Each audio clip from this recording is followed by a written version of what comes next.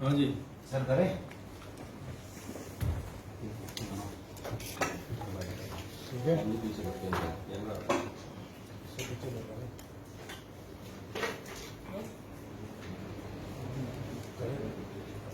करें रोल।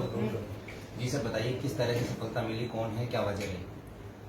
देखिए, मनोहरपुर थाने में दिनांक 1 तारीख को 1 जून को साय करीबन 9:30 बजे इतला मिली थी कि एक व्यक्ति लहूलुहान हालत में उसके जो गोदाम है कबाड़ी का उसमें पड़ा हुआ है।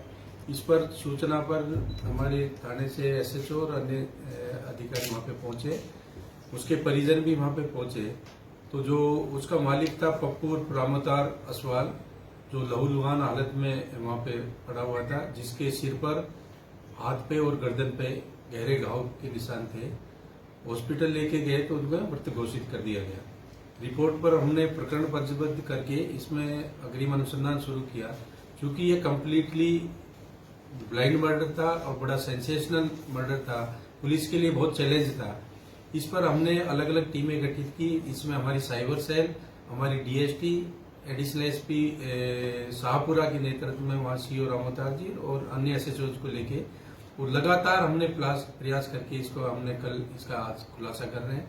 इसमें एक जो मुलजिम है सोहेल सनो कुतुबुद्दीन लोहार, 20 साल की उम्र है, जो लोहारों का मोहल्ला में वहां पे रहता है। बेसिकली जो रामोतार जो मृतक है ये कबाड़ी का काम करता है। जो एक्यूज्ड है सोहेल, ये भी वेल्डिंग का काम करता है। कभी कभार इसके यहाँ पे जो स्क्रैप जो बचता है उसको देने के लिए आता है। तो दोनों आपस में पहले परिचित थे। घटना के दिन करीबन 6:15 बजे ये शाम को किसी काम से इस कबाड़ी की दुकान पर आता है। इसने अपने कबूतरों के लिए जो प्लास्टिक का जो कूलर होता है उसको कबूतर रखने के लिए कूलर मांगा। तो इनके दोनों के किसी बात को लेकर आपस में बहस हुई। उसी दौरान एक व्यक्ति जो मृतक था उसका दोस्त वहां पे आता है। 15-20 मिनट इसने वेट किया, लेकिन उसके बाद इनके फिर किसी बात को लेकर दोबारा बहस होती है। जो ही रामोतार मृतक है वो अंदर कमरे में जाके और लोहे को जो सरिये पड़े हुए थे वहां बैठकर चुन रहा था। इसी दौरान इसने एक्यूज ने मौका पाकर जो लोहे की भारी एंगल थी उसकी सिर में चोट मारी, जिससे वो निढाल होकर वहां पे गिर गया। गिरने के दौरान फिर उसने सोचा कि इसने मेरे को पहचान कर ली है। इसी को आधार लेते हुए उसने वहां पे कोई चाकू था इसके पास में, उससे धारदार हथियार से इसके गले पर और हाथ पे चोटकारी थी, जिससे मौके पर ही मृत्यु हो गई थी।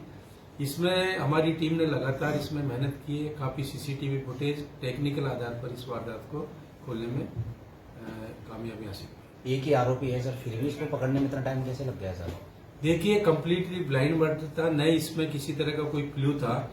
इनिशियली हमें ये जरूर मिला था कि जो वहां व्यक्ति जो रामोतार का दोस्त था उसने हमें एक क्लू दिया था कि यहाँ पे एक 20-22 साल का लड़का था जो यहाँ पे किसी काम से आया हुआ था। कौन था कौन नहीं था इसके बारे में कोई जानकारी नहीं थी, नहीं वहां किसी तरह के सीसीटीवी कैमराज थे।